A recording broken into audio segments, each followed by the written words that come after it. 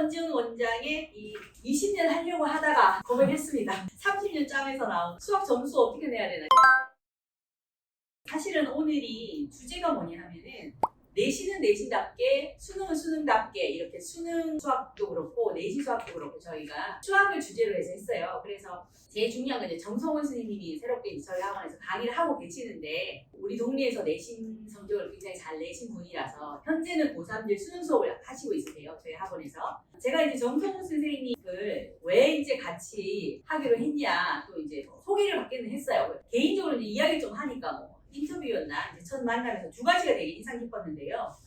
여기에서 보면 이제 이게 오늘 주제예요. 수학에서 내신은 내신답게, 수능은 수능답게 준비하자. 그러니까 수학 공부법은 똑같은데 시험에 대한 성격이 조금 다르잖아요. 그래서 우리 동네 내신의 특징에 대해서 나중에 말씀해 주실 거예요. 왜 애들이 수상하를 4바퀴 5바퀴 돌렸는데 누구는 1등급이고 누구는 3등급 4등급이 되냐 에 대해서 말씀해 주시고, 또 이제 선생님이 가지고 있는 노하우 어떻게 가르치면 된다라는 말씀을 해주시는데, 제가 생각할 때 이제 지금 우리가 현재 중3인 아이들이 초5 때 요맘때 와가지고 5년이 흘렀어요. 5년이 흘렀는데 결이 다르거든요. 내신 수학이랑 그 다음에 서울대에서 보는 수리 구술이랑 또 수학 논술이랑 그 다음에 수능도 킬러 문제가 또 예전에 있었잖아요. 늘 고민했는 게 그 시험 성격에 맞는 강의를 해야 된다. 그래서 애들을 훈련을 시켜야 된다. 어머님들도 많이 들으셨을 텐데, 수능 모의고사를 보면 애들이 늘 하는 말이 끝나고 나서 푸니까 다 풀었다. 시간이 모자라서 못 풀었지 내가 시간만 주면 다 풀 수 있다 라고 하는데, 여기에 정말 중요한 게 뭐냐면 우리나라의 거의 대부분의 시험은 시간 내에 문제를 해결하는 거잖아요. 근데 45분에서 50분 정도의 문제를 보면 시간 내에 풀기는 굉장히 힘들어요. 내신 같은 거 특히나. 수능은 시간이 부족하진 않는데 보고서 생각하고 푼다, 이건 말이 안 돼요. 보고서 다다다닥 풀어야 되는 거예요. 그 시험에 대한 훈련을 어떻게 해야 되냐에 대해서 좀 생각을 해야 되는데, 아이들이 초5 때 요맘때 와가지고 내신 중학교 수학은 잘 했어요. 평균이 반별로 하면 보통 한 개 틀리거나 다 맞거나 이런 애들이 많았어요. 저희 학원에 대부분 아이들이.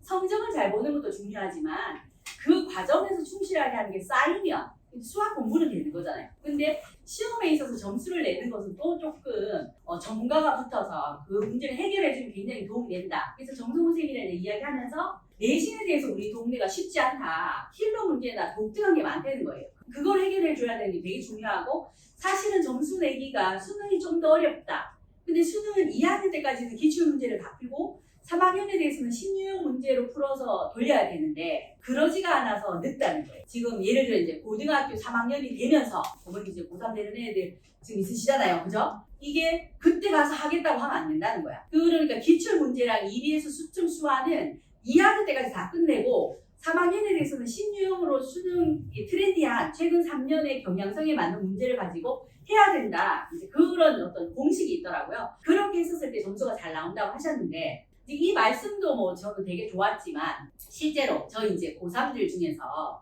서울대 별일 없으면 갈 것 같은 지균의 아이들이 있어요.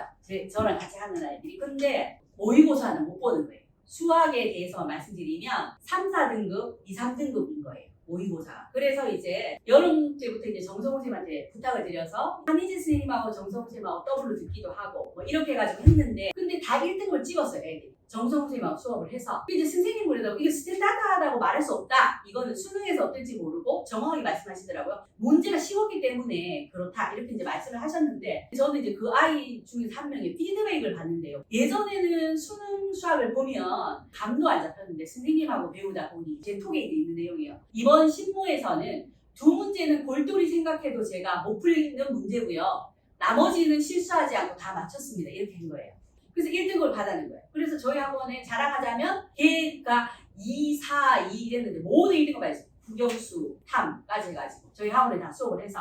또 물론 착실하고 열심히 하는 애인데 베이스는 되게 없다는 거예요. 근데 이제 여기서 어머님들이 잘 생각하셔야 되는 거는 내신 성적이 잘 나오든 안 나오든 양을 이제 담을 때 내신 공부를 해야지만 수능과 상관없는 건 할 필요가 없는데요. 수능과 상관 있는 거 하면 공부를 해야 되니까 내신 공부를. 양을 쏟아부었기 때문에 애들이 이 모의고사로 이렇게 방법을 약간 전환해서도 잘하지. 두 번째로 이제 정성훈 선생님에 대해서 제가 또 인상 깊었던 거, 이런 말씀을 하셨어요. 문제집이 너무 어려워. 그래가지고 한 30%도 겨우 풀겠어. 그럼 어떻게 하죠? 포기하잖아요, 포기. 이거 도저히 못 따라갈 것 같아.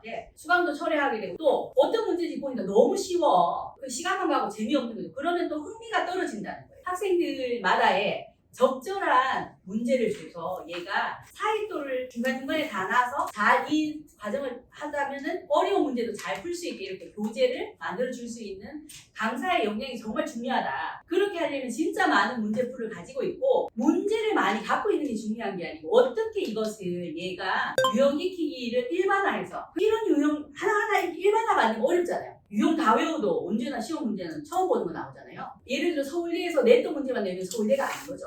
수능도 그렇잖아요. 내또 문제 똑같이 내면 수능이 아니잖아요. 그러니까 어떻게 문제가 변형이 되어도 일반화해서 풀 수 있는 능력을 키워줄 수 있는 그런 교재 라인을 구성해 줄 수 있는 강사가 되어야 된다. 그래서 선생님 말을 가만히 들으면 우리가 잘못했네 이런 거예요. 애 탓을 안 하고 애들이 여기까지 해줘야 되는 거 아니냐. 제가 이랬더니 그거는 굉장히 꼰대들이 하는 말이라서 나는 저도 알고 있어요. 제가 꼰대인지. 학업에 있어서도 난 최선을 다했는 것 같은데 이랬는데 되게 반성하게 되는 거야. 그 두 가지 때문에 제가 저희 이제 뭐 자식이나 조카가 있다면 이 선생님과 꼭 이거를 수능에서는 피드백이 너무 이제 잘 나오고 있어요. 제가 그래서 알고 있고 매 수업이 끝나면 저는 이제 물어보고 이제 피드백을 받거든요. 우리 동네에서 내신 성적을 잘 내셨기 때문에 우리 아이들에게 이 선생님을 모셔서 또 새로운 걸 뭘 엎어서 해야 되겠다. 저는 저희 학원의 선생님들 되게 좋아하고 잘하신다고 생각하는데 정성훈 선생님이 오시면 거기에서 예를 들어 우리가 85점 정도면 정성훈 선생님 수업을 애들이 여기를 듣고 나서 이쪽으로 넘어가서 하면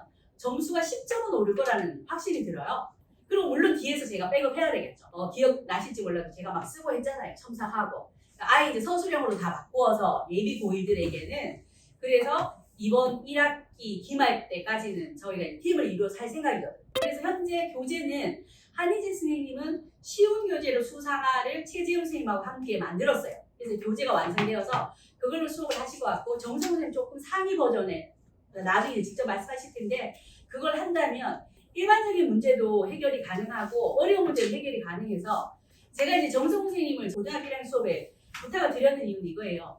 우리 학원에 지금 출발해서 최선을 다한다면 대치동 일반적인 좀 수학이 센다라는 데 가서 2등급은 받을 수 있을 것 같은 거예요. 최선을 다한다면. 언제나 약간 생각을 많이 하고 애들이 열심히 그대로만 쫓아와 준다면 결과는 저는 좋으리라고 생각하거든요. 대부분 아이들이 공부를 하기 싫어하지만 결과는 잘 받고 싶어 해요.